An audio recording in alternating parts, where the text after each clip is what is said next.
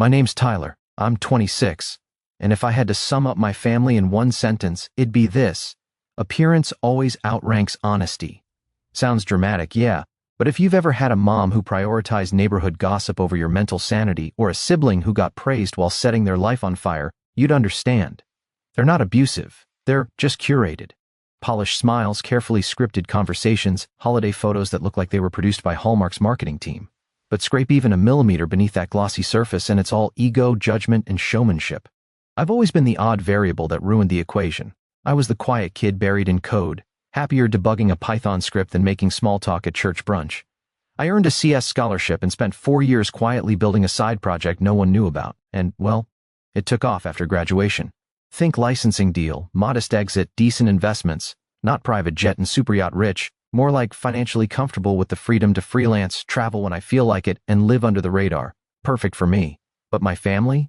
They assumed I was still finding my path. My mom would toss out lines like, "You'll discover your purpose soon," after I bought a house outright. And my sister, don't even get me started. Belle, 28, former pageant queen, communications major, married her college sweetheart at 23. The marriage imploded last year. Her explanation had something to do with clashing ambitions. She moved back home for a bit. That's when the weirdness began. Suddenly she was in full metamorphosis mode. New haircut, new wardrobe, new Instagram aesthetic, and eventually, a new boyfriend. Brad. Because of course it had to be Brad. The guy looked exactly like the name implies. Tall, tan, perfectly trimmed beard. The type who probably says alpha energy unironically. My family adored him instantly. My mom practically glowed when talking about him. "He's very successful in finance," she'd say, swirling her wine like she had any idea what that entailed. My dad, who usually stays silent, added, "He carries himself well. I met the guy once at my parents' house. Just a handshake and a 'yo man, how's it going?' But something about him felt off. Too polished, too practiced." And Belle's expression, less love, more performance, like she wanted us to witness her dramatic upgrade. I stayed quiet, did the polite thing, then went home. Figured he'd vanish like her other reinvention phases. Wrong again. A week ago my mom texted, "Family dinner Sunday at 6, be here. Belle's bringing Brad." No emoji, no softening, just a decree, classic her.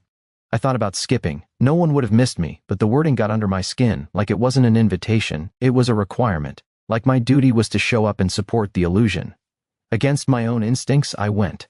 I rolled in 10 minutes late just to disrupt the production. My mom opened the door, fully lipsticked, giving me the kind of look you reserve for someone who tracked mud onto white carpet. "Tyler," she sighed. We were about to begin. No hug, no greeting, just disappointment. Inside, the dining table was staged like a magazine spread. Crystal glasses, cloth napkins, her notoriously overcooked roast. Everyone was already seated. Dad sipping scotch at the head, Belle looking glam, and Brad lounging like he owned the real estate. "Yo, bro," he grinned. "Glad you could finally make it." I gave a thin smile. "Traffic," he snorted. "Right, in this town." My mom cleared her throat and pointed me toward my seat like a director cueing an understudy. We made bland conversation, work, weather, some distant cousin news. I almost thought it might be tolerable. Then he started. Brad told a story about a coworker who tried starting a side hustle. Dude thought he was the next Zuckerberg. He laughed, made like $5 and called himself an entrepreneur. Everyone laughed. My mom loudest. Belle even dabbed a fake tear. I kept quiet, but Brad locked eyes with me, waiting to see if he could get a rise. "You ever try anything like that, Tyler?" he asked. "Heard you're into tech stuff." I shrugged. He smirked wider. "You should talk to a guy I know. Teaches coding to high schoolers. Solid gig for people who can't get into real developer jobs." Belle laughed. My mom didn't even blink. I looked at her. Nothing. So I smiled. "Sounds like a great fallback for someone like you." His expression twitched for half a second before he smoothed it over. "Nah, man, I'm good. I'm in finance, real-world work." My dad chuckled. "We could use a little more of that around here." It hit harder than I wanted to admit, which was ridiculous considering I set up his budgeting app last year. I'd practically automated half my dad's finances for him, but sure, Brad, the self-proclaimed finance guru, was the real professional in the room. I kept my mouth shut for the rest of dinner, let them luxuriate in their own smug little ecosystem. Outwardly, I was silent, but inside, gears were turning hard. Because I knew something they didn't. Something Brad really wouldn't want floating around the table. Earlier that week, on a hunch I couldn't shake, I'd looked him up. Just a casual search, nothing deep. And what I found? Let's just say his career in finance had a very liberal definition. But I didn't bring it up. Not yet.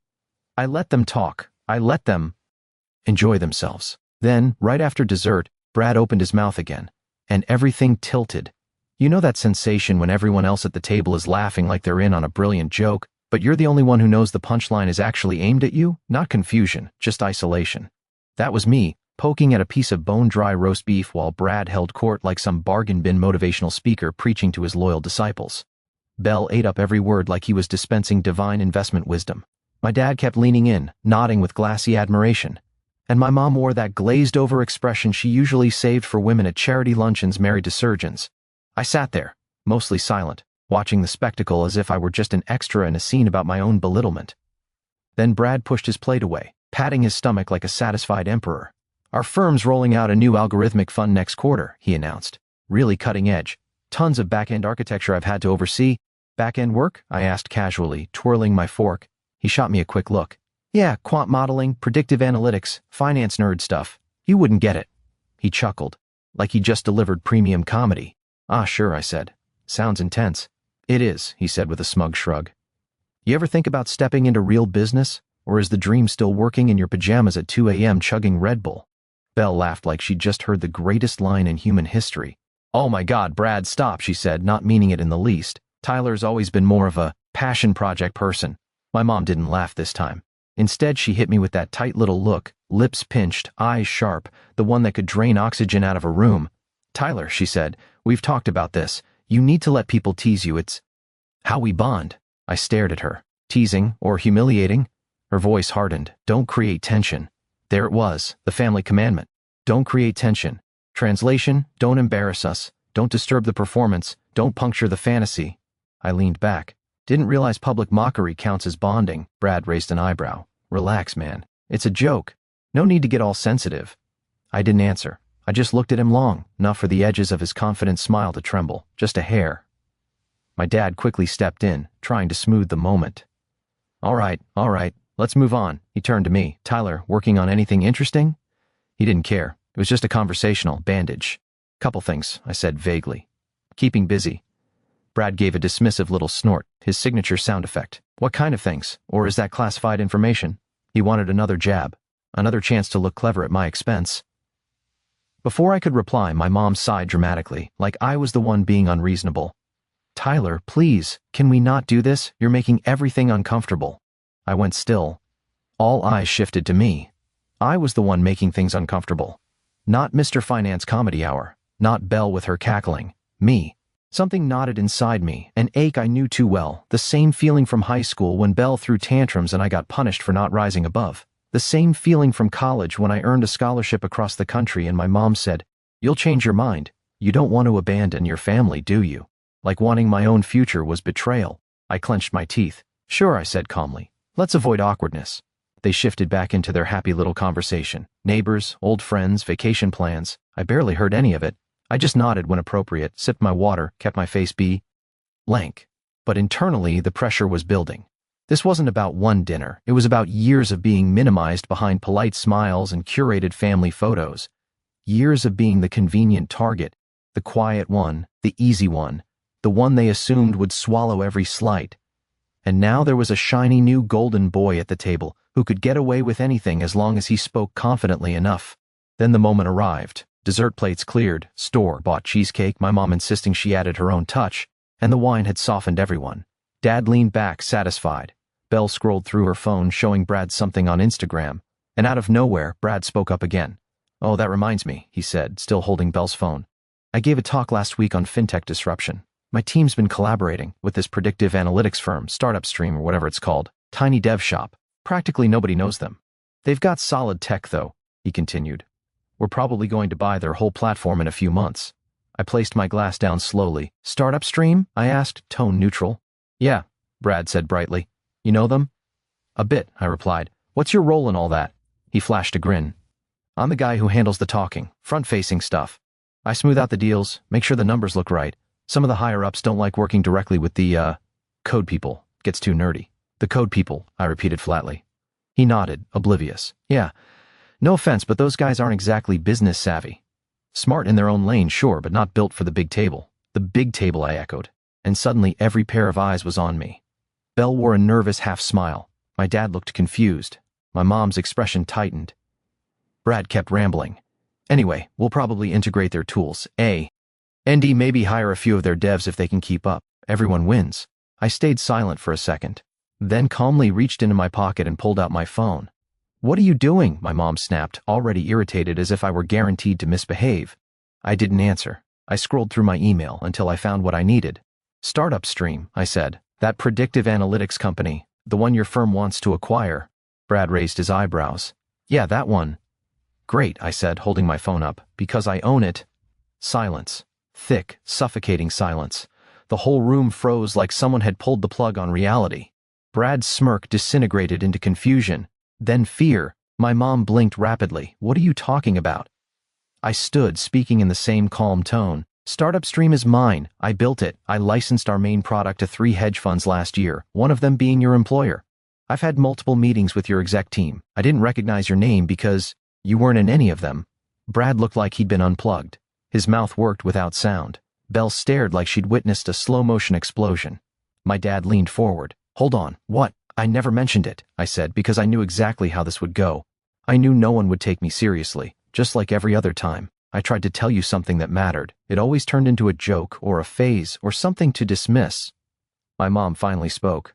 You mean to tell me you started a tech company 3 years ago? I met her eyes. Yes, 3 years. You never told us. Would it have changed anything? I asked. You all decided who I was a long time ago. Brad stood now, hands twitching. Look, man, I had no idea, okay? You didn't, I said, because if you had, you wouldn't have spent the whole night trying to one-up me. You'd have shut up the moment. You sat down. He glanced helplessly at Belle. She didn't move. She couldn't even look at him. I took in the room one more time. My so-called family. There's a certain kind of silence people have when the version of you they invented collapses.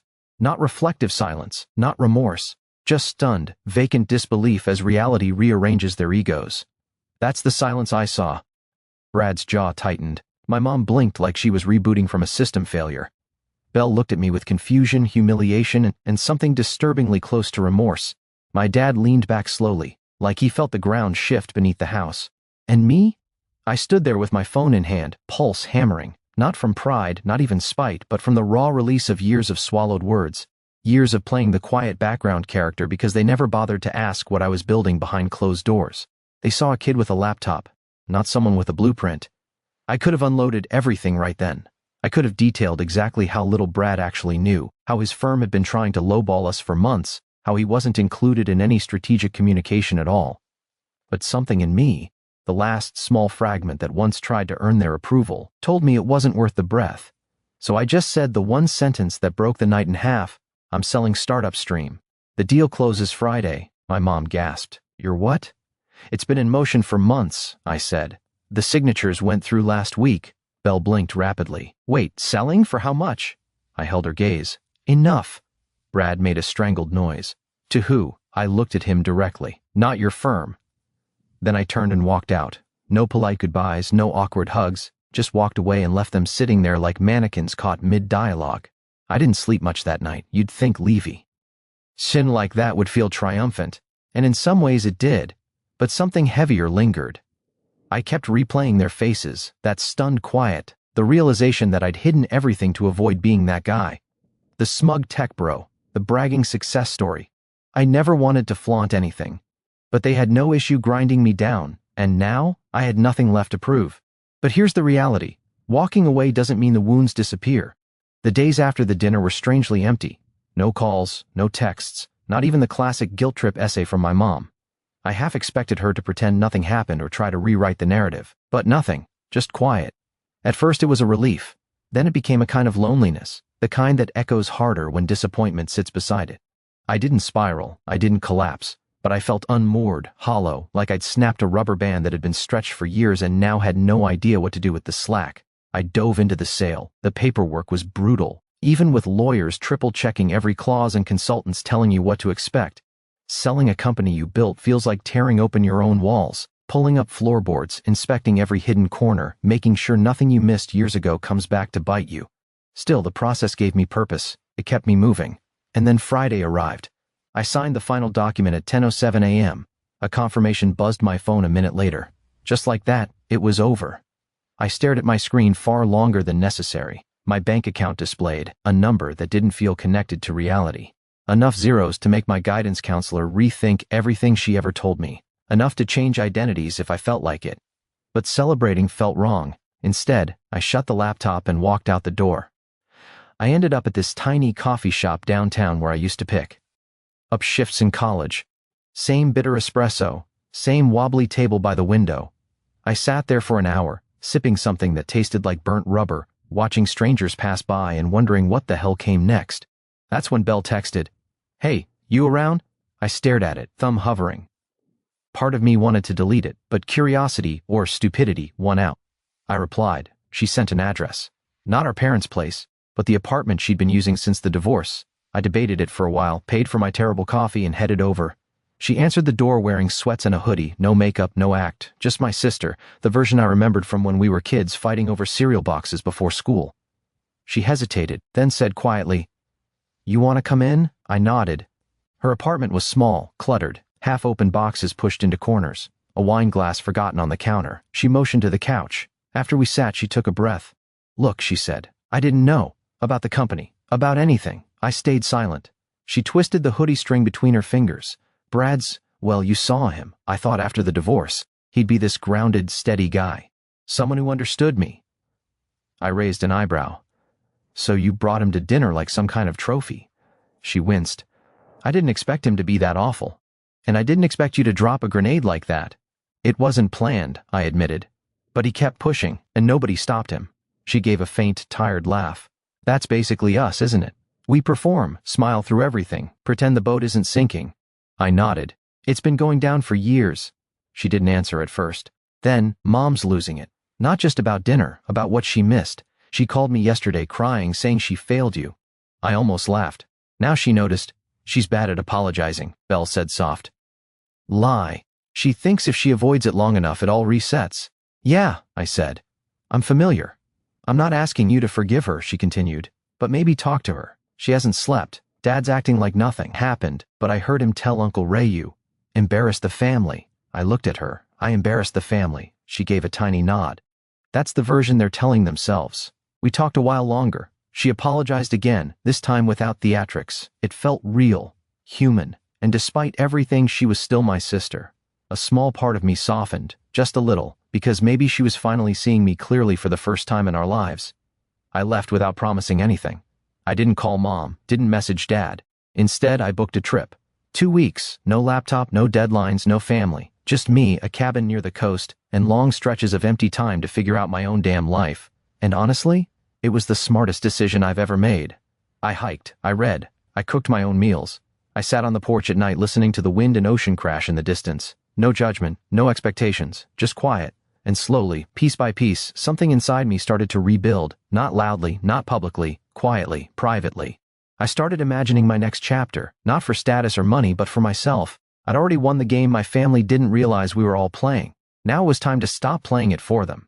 By the time I returned home, I had a plan. Not revenge, not proving anything, freedom. But life doesn't stay peaceful for long. Waiting for me was an envelope with no return address. Inside, a wedding invitation, Belle and Brad, and a handwritten note from my mother. "We hope you'll come. Family is everything. Let's not let one dinner ruin that." I read it 5 times. Let's not let one dinner ruin that. Like the whole thing had been a any misstep. Like decades of their selective memory could be swept right under the rug next to all the other things they chose not to see. I held the invitation in one hand, the note in the other, standing in the middle of my silent hallway. The kind of silence that echoes. I wasn't angry, not at first. What the first felt was colder, cleaner, a sharp understanding that the people who were supposed to know me best still didn't know me at all.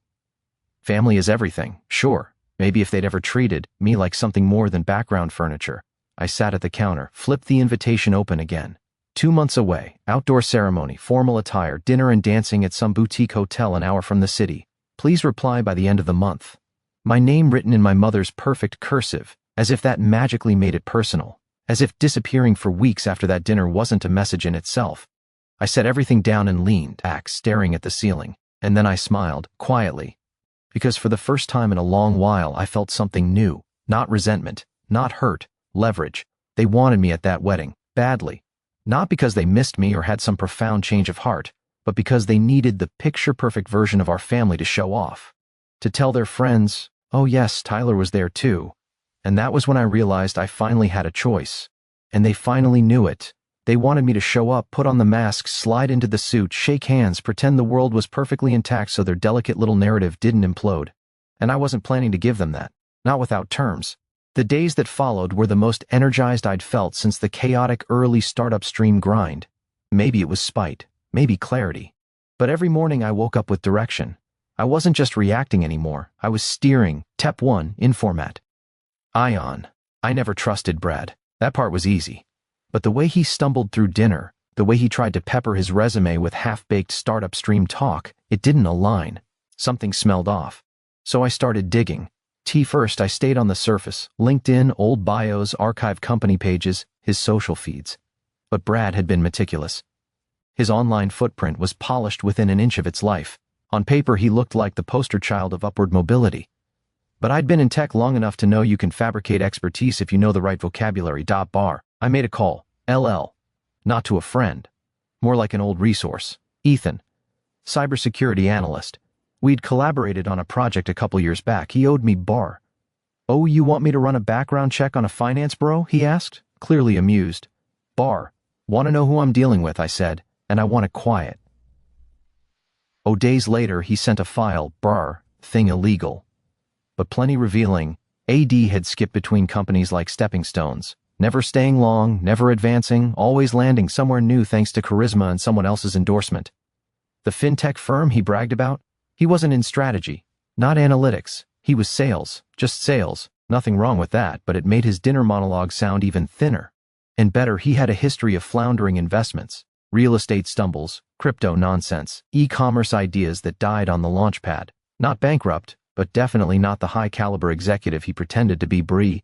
Tucked that away. BR. EP2, allies. Didn't plan to go scorched earth. Not yet, but I wanted the option on the table. BRE. I reached out to Ava. A was complicated. Once a casual thing during my early startup days, now a friend.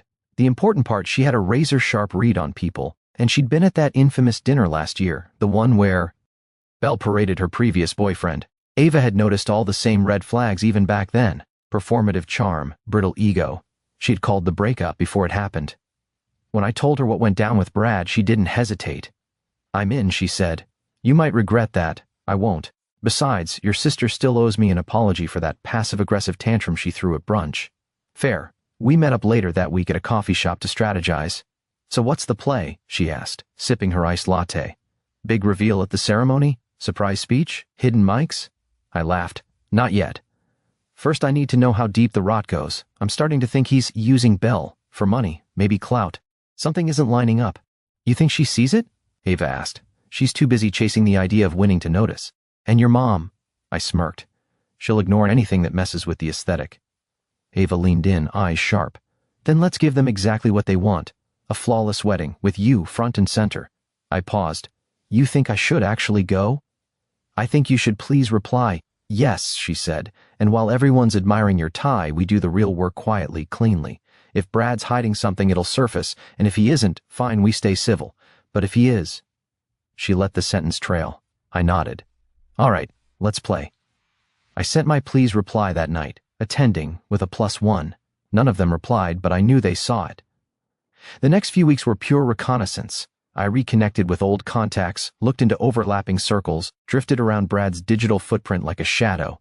Ava combed through his socials, mapped timestamps, flagged oddities, travel dates that didn't match, work trips that overlapped, with crypto conventions, comments from acquaintances hinting at side hustles no one had ever mentioned.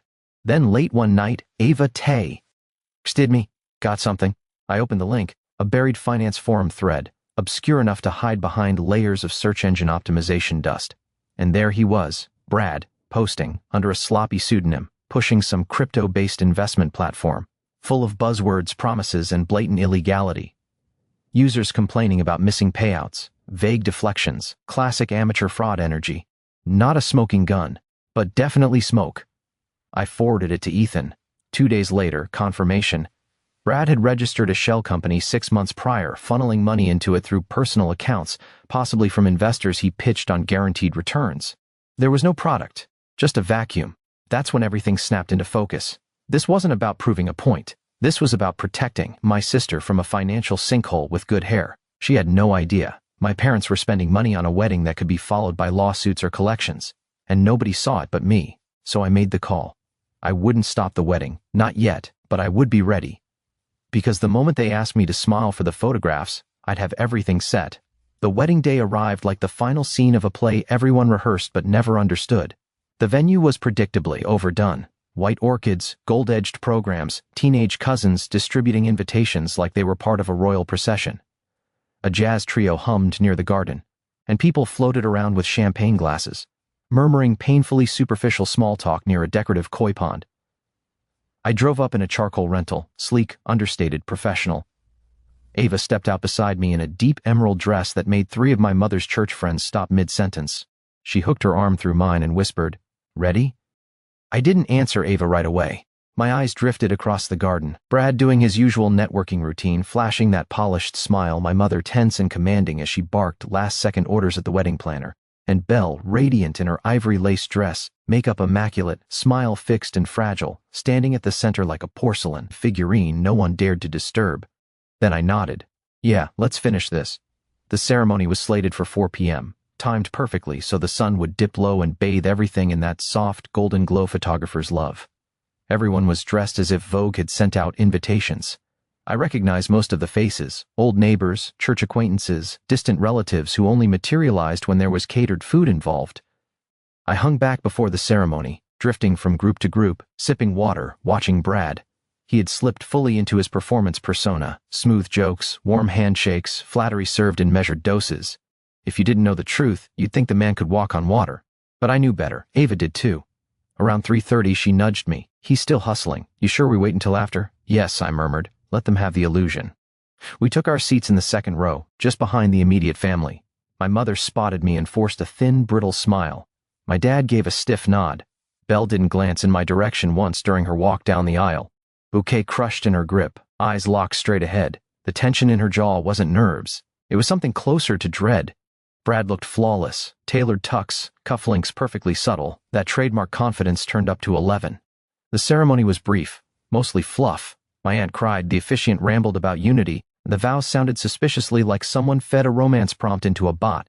Then came the reception, the main act. Every table had handwritten place cards. The first dance was choreographed. The menu read like a pretentious farm brochure. My mom gave a polished toast about resilience and true love. My dad followed with an awkward but earnest welcome to our new son-in-law. I waited. I watched. Then, just as dessert landed on the tables when the wine had loosened everyone into a warm haze, I stood. "Can I say a few words?" I asked, tapping my spoon on the glass. A hush drifted across the room. The MC hovered, confused. My mother stiffened. Brad gave a tight smile. "Sure, man, go for it." I stepped to the mic. "Thanks," I began. "I'll keep this brief. I'm genuinely happy for my sister tonight." I looked at Belle. "You look incredible, and I don't say it enough, but you've always been the toughest person I know." She blinked, unsure, almost hopeful. Then I turned to Brad. "And Brad, well, I wasn't sure about you, so I did a little research over the past few weeks. Checked into your jobs, your investments, those little side projects of yours." The room shifted, chairs creaked, conversations choked off. Brad's smile calcified. "What are you?" I lifted a hand. "Relax. I'm not here to disrupt anything. Just here to be honest." I pulled out my phone and synced it to the projector that the venue had used for the slideshow earlier. The screen lit up with a browser window. I opened a PDF labeled Credence Coin Investor Materials, 2021 to 2023. A folder of screenshots from Brad's forum posts under his not-so-clever alias. A video clip, a Zoom pitch where Brad himself promised impossible returns to a group of hopeful investors. His face. His voice. Asps. Cut through the room as I paused the video. "For the past couple of years," I said evenly, "Brad's been running a small-scale Ponzi operation. Not large enough to hit headlines, but big enough to drain people dry. Friends, co-workers, probably a few relatives." Whispers erupted. My uncle stared wide-eyed at my dad, who looked like he'd swallowed ice water. Belle stood abruptly, bouquet trembling in her grip.